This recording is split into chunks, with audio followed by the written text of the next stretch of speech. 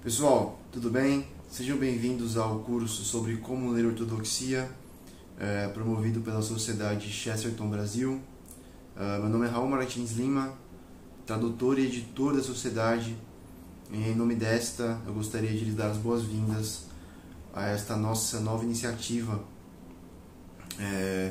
este nosso novo projeto, né, para expandirmos ainda mais nosso trabalho de divulgação do nosso grande e amado escritor inglês Gilbert Chesterton. Nesse primeiro vídeo preliminar, né, eu gostaria de dar apenas alguma visão geral, tanto sobre a natureza e o propósito do curso, né, onde a gente quer chegar e por que criamos este curso, por que eu criei este curso, né, qual foi o objetivo, o propósito. E também dar uma visão geral sobre o próprio livro, né, Ortodoxia.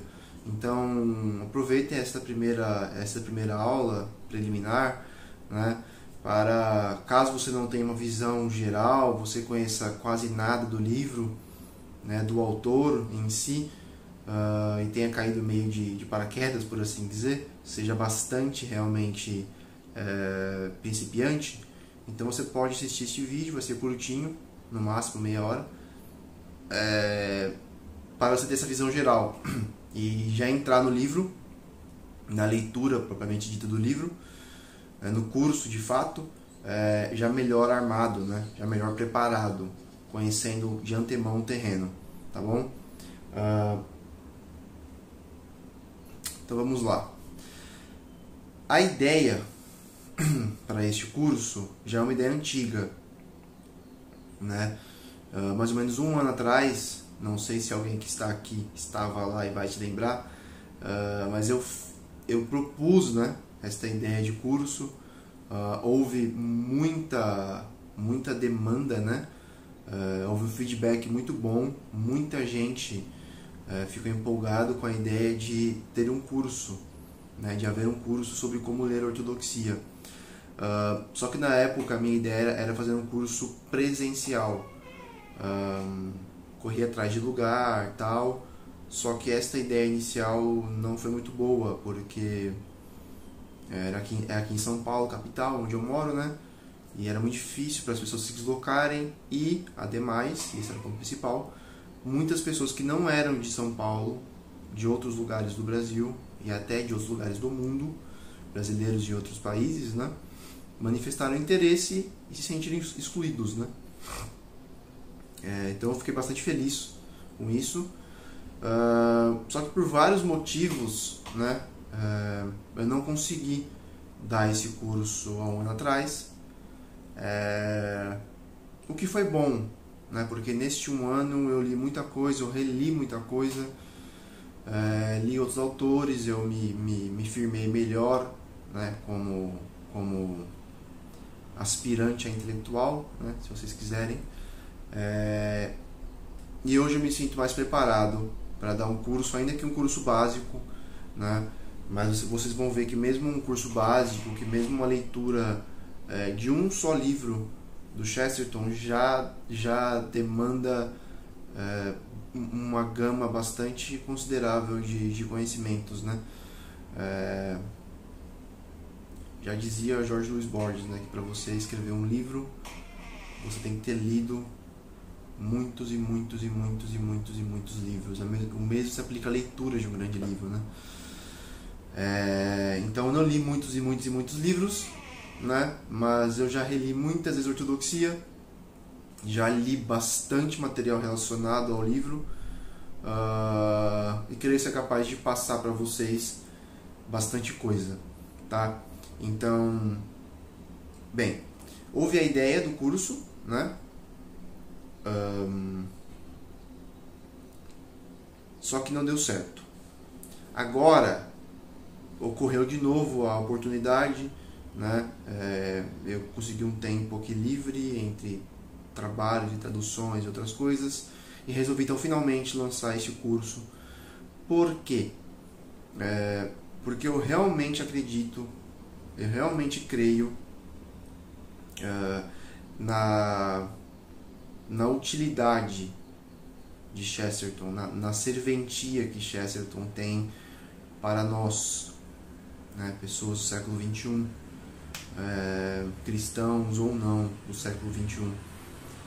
Chesterton é um autor realmente indispensável, né? Ele é indispensável porque ele reúne em si, de modo muito único, de modo muito marcante, de modo muito sintético,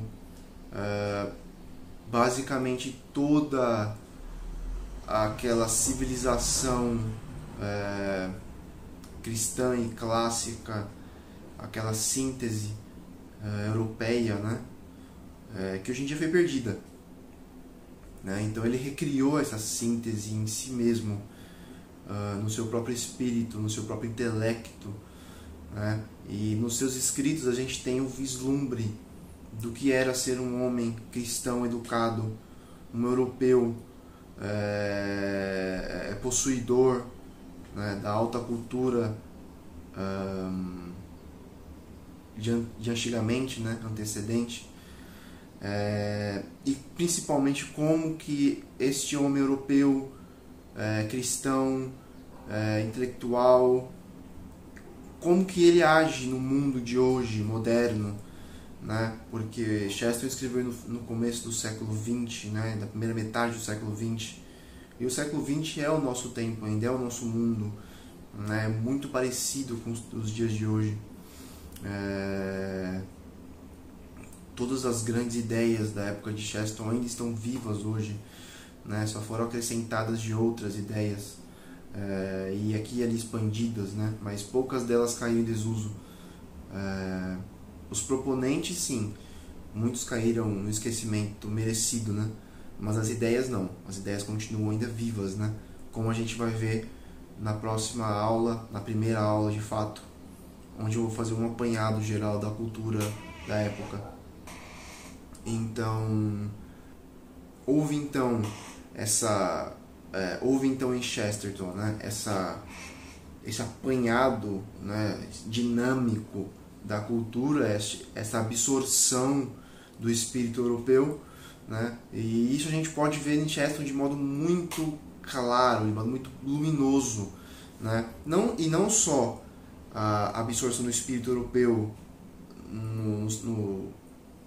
em toda a sua vastidão intelectual, psicológica, espiritual, etc, etc, etc, mas também um aspecto muito importante, um aspecto da santidade de Chesterton, né, que é um aspecto unanimemente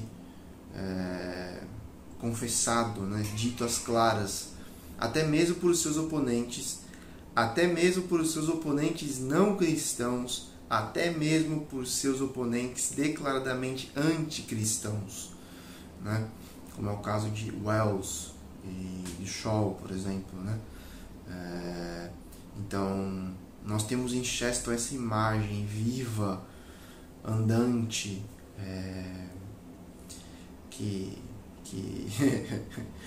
que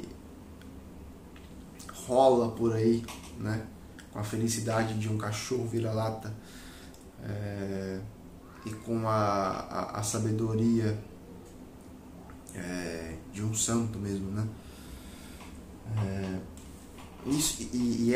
Esse impacto imaginativo mesmo que nós temos ao ler Chesterton, ao saber que alguém assim existiu, pelo menos, já é um tônico maravilhosamente forte e útil para nós que vivemos aqui neste mundo tão cínico, tão desesperado, este mundo que glorifica o enfado, glorifica este nojo, né, existencial, que glorifica esta atitude nihilista, né, de que não há sentido, de que você ser um intelectual é você ser alguém desesperançado, alguém cínico, alguém cético. Então todas essas ideias caracteristicamente modernas associadas ao intelectual e ao elevado, espiritualmente, elas são derrubadas tanto pelos argumentos quanto pela pessoa mesma, e suspeito ainda mais pela pessoa mesma de D.K. Chesterton, tá? Então, rapidamente aqui, já falei demais, vamos falar o porquê. Vou falar o porquê, então, deste curso sobre como ler ortodoxia, e se ele realmente é necessário, se foi uma boa ideia ter feito esse curso e não ter feito de outra maneira, né? Então, as duas coisas que a gente mais escuta na sociedade de Chesterton, e que eu mais escuto também, são a seguinte. A primeira é uma pergunta. A pergunta é: por onde começar a ler Chesterton? Você vai lá. Chesterton era um frasista maravilhoso, né? Salvo engano, depois de Shakespeare, ele é o escritor inglês mais citado, né? Então você vai encontrar uma quote de D.K. Chesterton em quase todos os lugares, né? Até John Kennedy já citou Chesterton, né? Então, muita gente encontra Chesterton primeiro por alguma frase sua, né? Uma frase sua brilhante, né? Que a pessoa achou que nunca seria possível alguém colocar em uma só frase tanta coisa, né? E com tanto humor, com tanto brilhantismo, com tanta vivacidade, com tanta luminosidade, né? E a pessoa fica chocada, maravilhada, que foi o que aconteceu comigo, por exemplo, e vai então atrás de Chesterton, né? E ela descobre que Chesterton escreveu absolutamente sobre tudo, desde guias de viagem, até poesias, até livros abertamente sui generis, que não dá para você botar ele em uma outra categoria, biografias de santos, biografias de intelectuais, crítica literária, ficção, histórias de detetive, e so on, continue, e aí por diante, né? E a pessoa fica perdida, né? Poxa vida, por onde eu começo a ler essa montanha, né? Por qual lado eu subo esta montanha? Existe algum lado melhor? Existe algum atalho? Existe alguma trilha mais segura, mais reta e direta? E a gente sempre respondia essa pergunta de um modo mais genérico, né? Que é o modo certo, aliás, né? É um modo certo, mas é um modo mais genérico. Leia Hereges, Ortodoxia e Homem Eterno, né? Só que a gente sabe que são livros muito diferentes entre si. Hereges, Ortodoxia e Homem Eterno. Homem Eterno é um livro muito complexo. Não é um livro recomendado, na verdade, para leitores iniciantes, né? Então, e para leitores que não têm muita carga de leitura. São leitores iniciantes não só no sentido de iniciantes em Chesterton, mas iniciantes no sentido de leitores iniciantes mesmo, de fato, né? E a pessoa ia lá, e eu não sei sinceramente quantas pessoas seguiram este conselho e realmente começaram a ler Chesterton e entraram, né? Eu não sei qual é a serventia real desse conselho. E eu sempre ficava assim, né? Eu sempre queria ajudar as pessoas realmente a entrarem de D.K. Chesterton, né? Porque ele foi a minha... ele é declaradamente o meu mestre intelectual, né? E não só mestre intelectual, mas ele é a minha imagem, né? Do que é ser um homem, né? Então, sempre que eu não penso em características elevadas, eu sempre penso em Chesterton, né? Eu sempre comparo outros homens grandes a Chesterton, né? Então ele é meu parâmetro. Então eu sei que ele é o parâmetro também de outras pessoas. E que ele pode se tornar o parâmetro de muitas outras pessoas. E eu ficava chateado, né? Porque eu sempre quis achar um modo de talvez um dia eu ainda encontre, com a graça de Deus, né?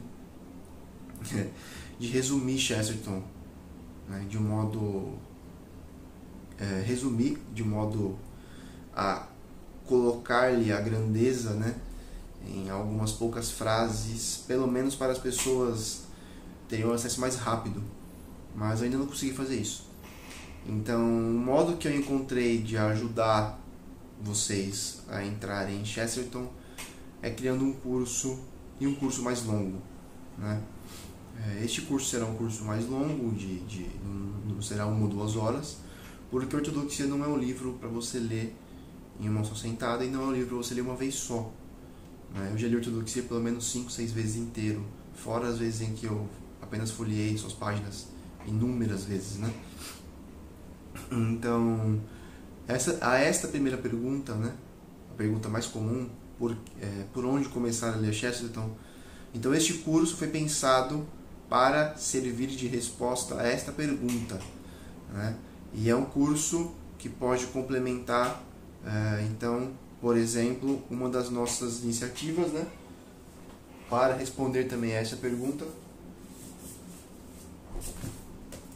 que foi ter lançado o Essencial de Chesterton, né?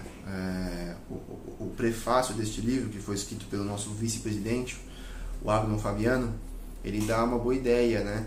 Da coerência interna, se bem que esparsa, né?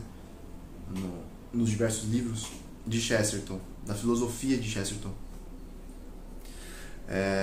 Então este curso aqui, resumindo, ele visa primeiro responder essa pergunta, né?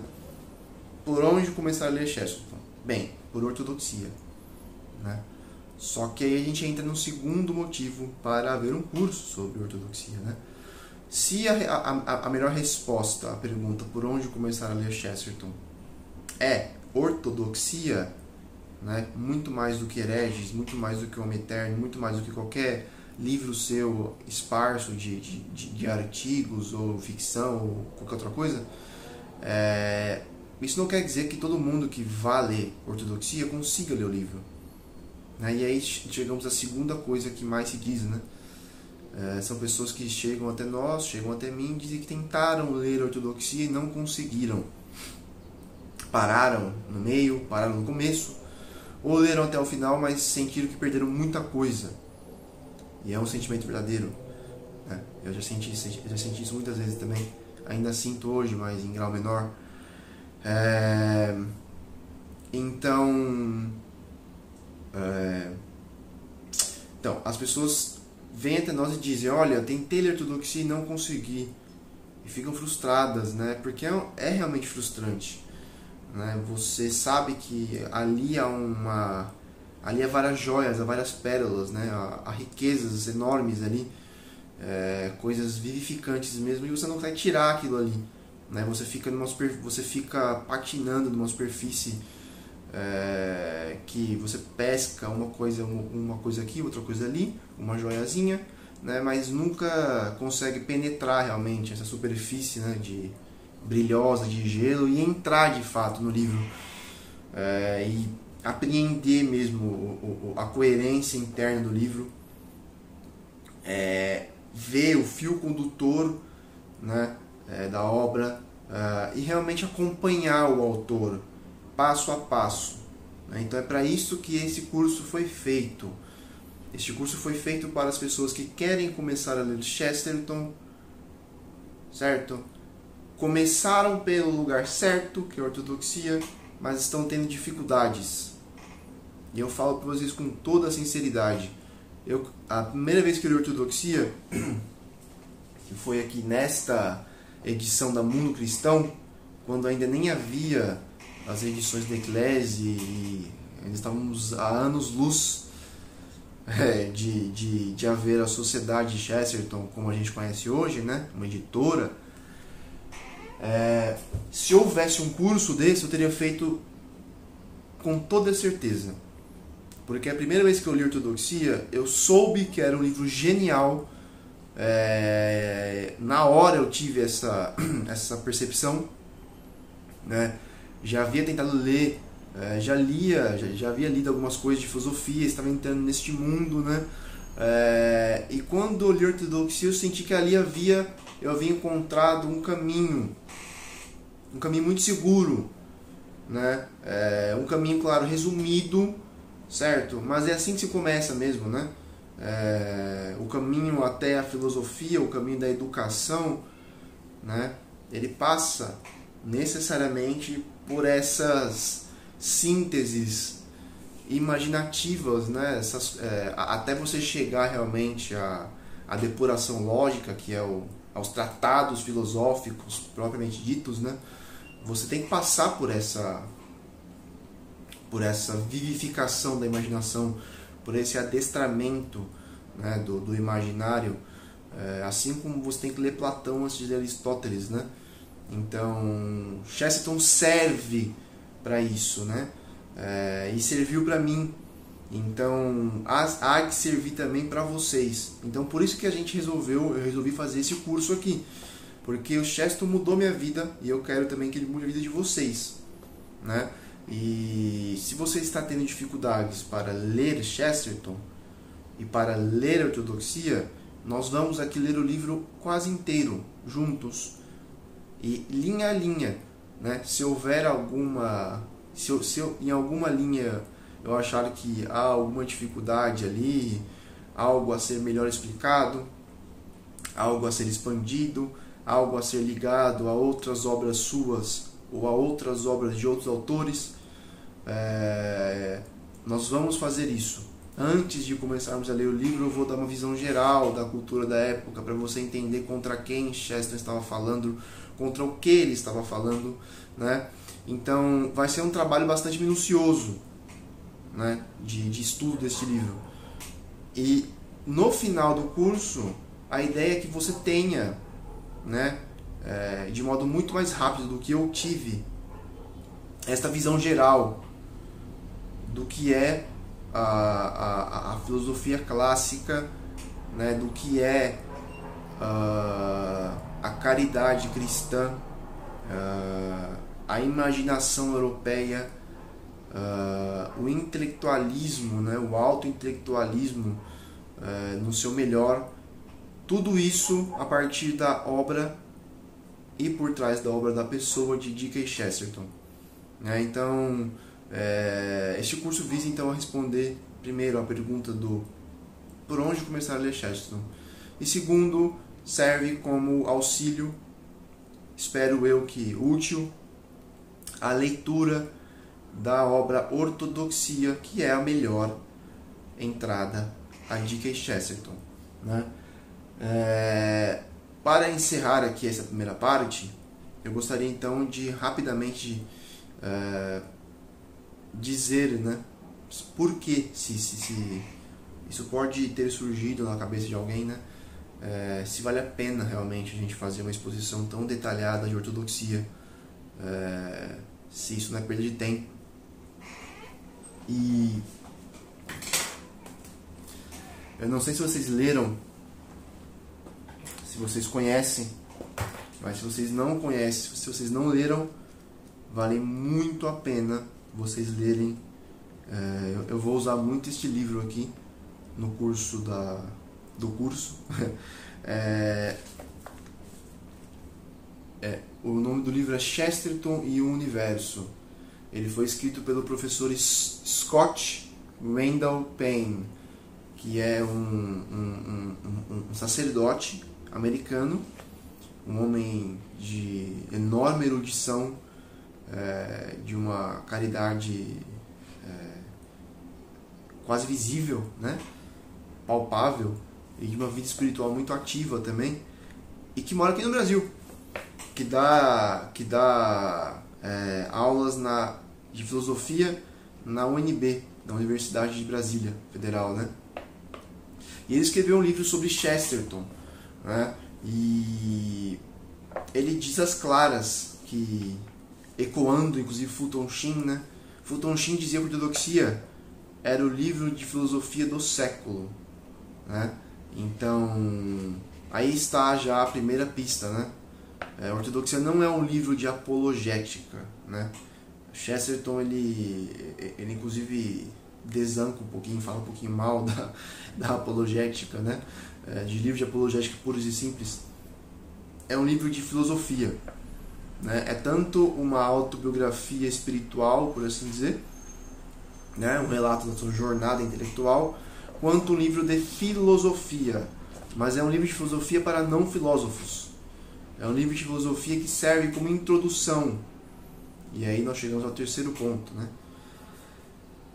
Não só de introdução a Chesterton, né, é que serve a ortodoxia. Ele serve como introdução à filosofia clássica em geral, né, a filosofia perene, a filosofia cujos maiores proponentes, como está aqui neste livro, os mais famosos, né, proponentes são Platão, Aristóteles, São Tomás de Aquino e Santo Agostinho, né? Então é esta filosofia, de modo bastante sintético, de modo bastante introdutório, mas nem por isso menos profundo e menos vivificante, é que nós conseguimos pela leitura de ortodoxia.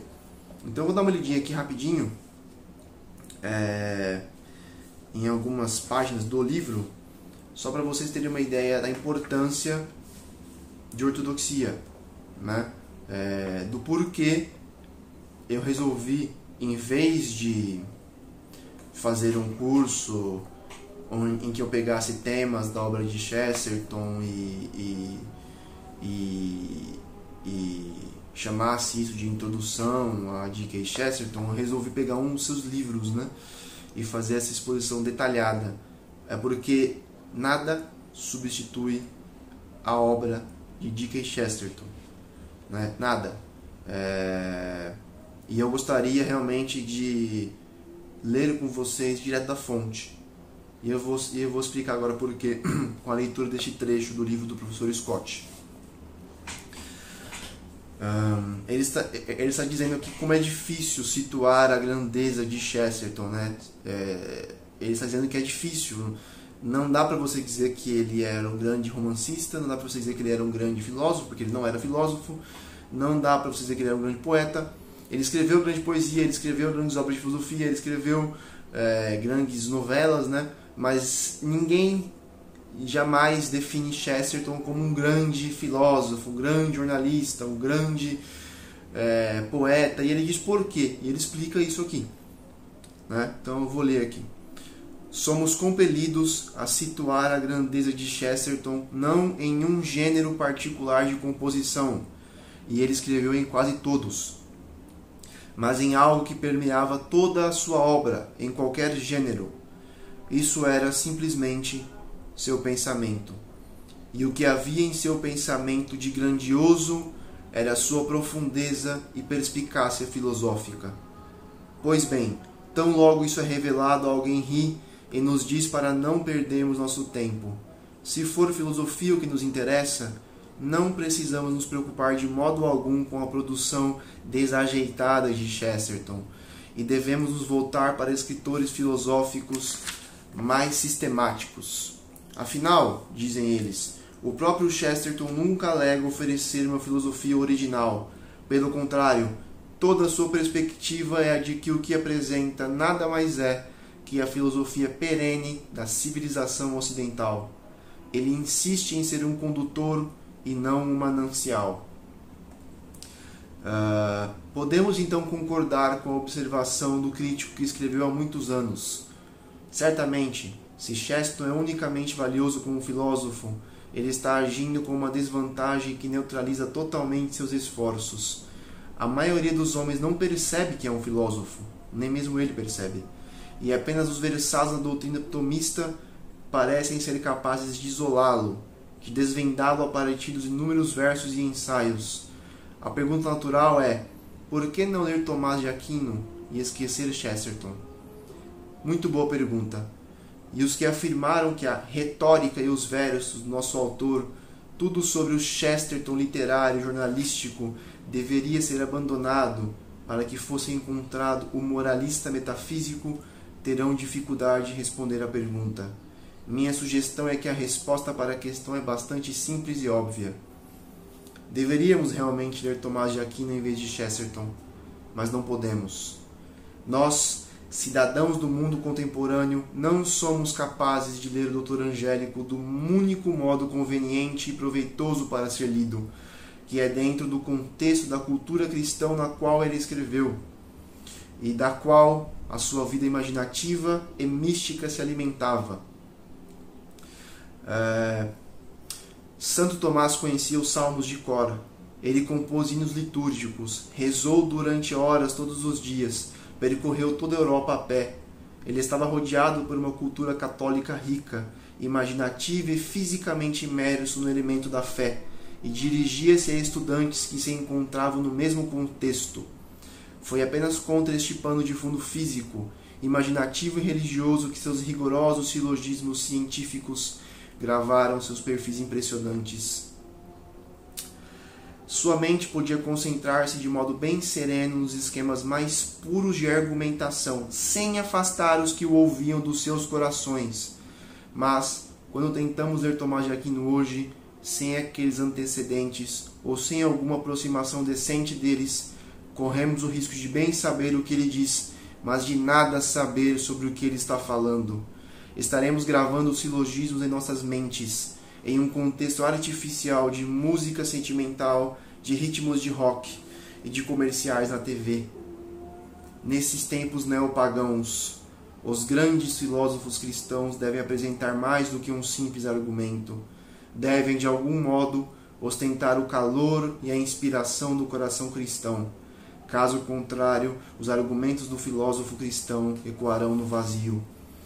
O grande valor de Chesterton é, precisamente, a fusão do filosófico com o retórico, com o imaginativo e até mesmo com o caritativo. A agostiniana, o intelecto tomista e um coração franciscano. Tudo o que rodeava Tomás de Aquino como uma atmosfera maternal entrou em Chesterton como um mundo fugidio, perseguido dentro de um santuário. Aqui está então, pessoal, por que ler Chesterton de modo assim tão detalhado e profundo e sistemático, por assim dizer, né?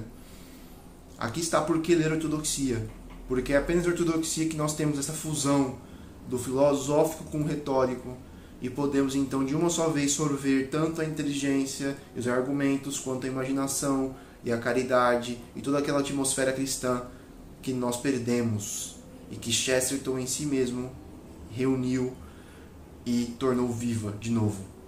Então, pessoal, eu agradeço aí já agradeço, né, de antemão pela confiança, né, pela confiança em nós, a sociedade, em mim especificamente.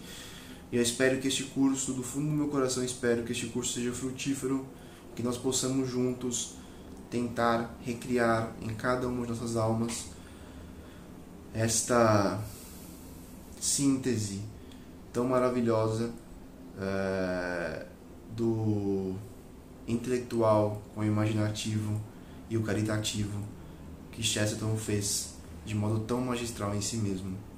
Na próxima aula, então, a gente começa já com a leitura do livro, e fiquem com Deus. Até a próxima.